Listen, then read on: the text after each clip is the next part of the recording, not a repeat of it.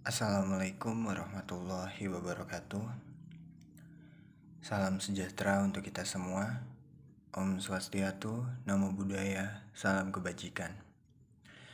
Yang saya hormati Ibu Jatut Yoga Prameswari MPD selaku dosen mengampu mata kuliah Sosiolinguistik serta teman-teman sekalian. Saya Ahmad Fajar Sodik selaku moderator dari kelompok 6, yang mana kelompok 6 beranggotakan Deswita Maharani, Noviska Bintang Mahesa, Pita Saputra, Dwi Cahya Anggraini, Latifah Rahman, dan saya sendiri Ahmad Fajar Sodik. Pada kesempatan kali ini, kami kelompok 6 akan membahas materi tentang bilingualisme, multilingualisme, dan diglosia. Langsung saja kepada teman-teman sekalian, silahkan diperhatikan, disimak, dan dipahami. Pengertian bilingualisme.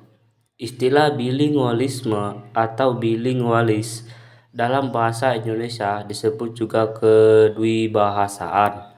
Dari istilah secara harfiah sudah dapat dipahami apa yang dimaksud dengan bilingualisme itu, yaitu berkenaan dengan penggunaan dua bahasa atau dua kode bahasa. Secara sosiolinguistik dan secara umum, bilingualisme diartikan sebagai penggunaan dua bahasa atau lebih seorang penutur dalam pergaulannya dengan orang lain secara bergantian.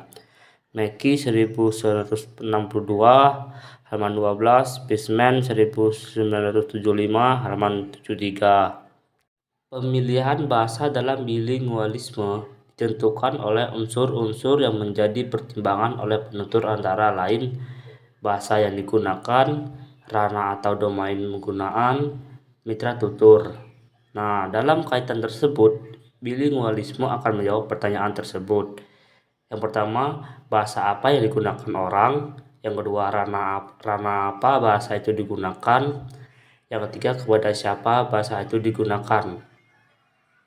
Berdasarkan kemampuan penutur dalam menggunakan bahasa, diperoleh dua tipe bilingualisme, yaitu bilingualisme setara atau coordinate bilingualism adalah bilingualisme yang terjadi pada penutur yang memiliki penguasaan secara relatif sama. Dalam bilingualisme demikian, ada proses berpikir yang konstan, tidak mengalami keracuan pada bahasa yang dikuasai dan sedang digunakan. 2. Pengertian multilingualisme. Selain bilingualisme, dalam bahasa juga terdapat istilah multilingualisme.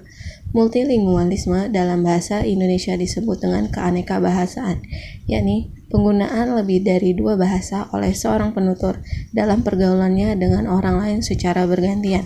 Multilingualisme ini dapat terjadi pada masyarakat yang terdiri dari beberapa etnik, seperti Indonesia. India misalnya mengakui 14 bahasa dalam undang-undangnya, Filipina mempunyai 6 bahasa regional, Nigeria mempunyai 3 bahasa regional, dan lain-lain.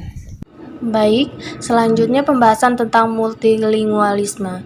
Menurut Pool tahun 1972, mencoba masalah-masalah yang timbul dengan adanya multilingualisme dengan menganalisis 193 negara atas dasar jumlah bahasa dan pendapatan domestik bruto atau GDP sebagai berikut. Yang pertama, ada suatu negara dapat saja mempunyai derajat keseragaman bahasa, tetapi tetap menjadi negara tidak berkembang atau miskin. Yang kedua, ada suatu negara yang seluruh penduduknya sedikit banyaknya berbicara bahasa yang sama, bisa saja sangat kaya atau sangat miskin.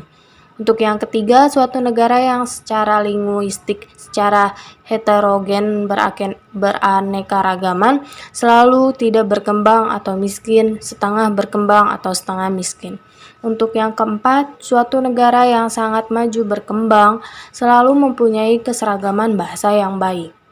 Masih pembahasan tentang multilingualisme. Multilingualisme ini selain mempunyai dampak positif, yakni terciptanya negara yang memiliki aneka macam bahasa, juga mempunyai dampak negatif, yakni keanekabahasaan itu berlawanan dengan nasionalisme. Pengertian diglosia. Kata diglosia berasal dari bahasa Prancis, diglosi. Ferguson menggunakan istilah diglosia untuk istilah masyarakat yang mempunyai dua variasi, dari satu bahasa yang hidup berdampingan dan masing-masing mempunyai peranan tertentu.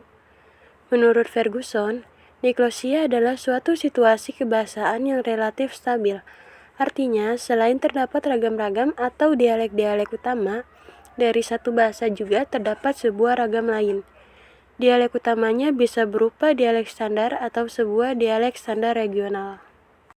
Ada 9 topik yang berhubungan dengan diglosia. Pernyataan ini sesuai yang dituturkan oleh Ferguson, yaitu: pertama, fungsi; kedua, prestise; ketiga, warisan sastra; keempat, pemerolehan; kelima, standarisasi; keenam, stabilitas; ketujuh, gramatika; ke-8, leksikon; dan yang ke-9, fonologi. Diglosia. Pengertian diglosia dikatakan sama dengan kedwibahasaan, tetapi istilah diglosia lebih cenderung dipakai untuk menunjukkan keadaan masyarakat tutur, di mana terjadinya alokasi fungsi dari dua bahasa atau ragam bahasa. Di sisi lain, istilah kedwibahasaan lebih ditekankan pada keadaan pemakaian bahasa itu. Diglosia juga dapat diartikan situasi pemakaian bahasa yang stabil, karena setiap bahasa yang diberi keleluasaan untuk menjalankan fungsi kemasyarakatannya secara proporsional. Situasi kebahasaan ini berlangsung sampai berabad-abad. Orang yang hidup di masyarakat diglosia biasanya tidak memandang diglosia sebagai suatu masalah. Keempat, hubungan antara bilingualisme dan diglosia. Berikutnya, hubungan antara bilingualisme dan diglosia. Fishman mengatakan bahwa ada 4 pola hubungan antara diglosia dan bilingualisme, yaitu pertama, diglosia dan bilingualisme.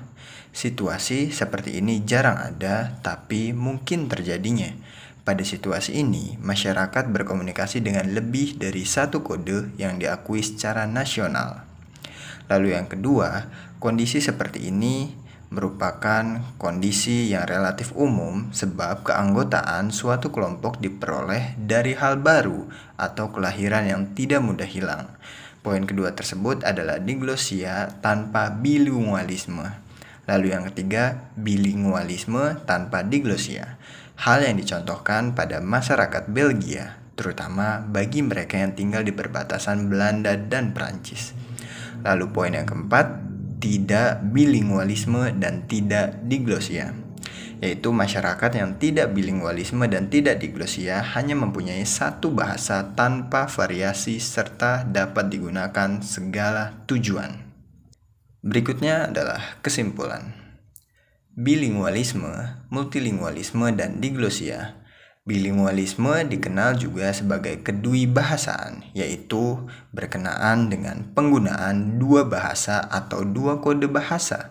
Dalam sosiolinguistik, bilingualisme diartikan sebagai penggunaan dua bahasa atau bahkan lebih yang dipergunakan seorang penutur. Multilingualisme lebih dikenal dengan keaneka-bahasaan, yakni penggunaan lebih dari dua bahasa oleh seorang penutur dalam pergaulannya dengan orang lain. Multilingualisme terjadi pada masyarakat yang terdiri dari berbagai etnik seperti di negara Indonesia, India, dan negara lain yang mengakui beberapa bahasa yang berbeda. Diglosia berasal dari kata diglosie. Ini memiliki istilah digunakan untuk masyarakat mempunyai dua variasi dari satu bahasa yang hidup berdampingan dan masing-masing mempunyai peranannya tersendiri. Seperti yang dijelaskan oleh Ferguson, bahwa diglosia adalah suatu situasi kebahasaan yang relatif stabil. Artinya, selain terdapat ragam-ragam atau dialek-dialek utama dari satu bahasa, juga terdapat sebuah ragam lain. Nah, seperti itu pembahasan materi dari kelompok 6. Untuk kurang lebihnya, mohon maaf. Terima kasih banyak.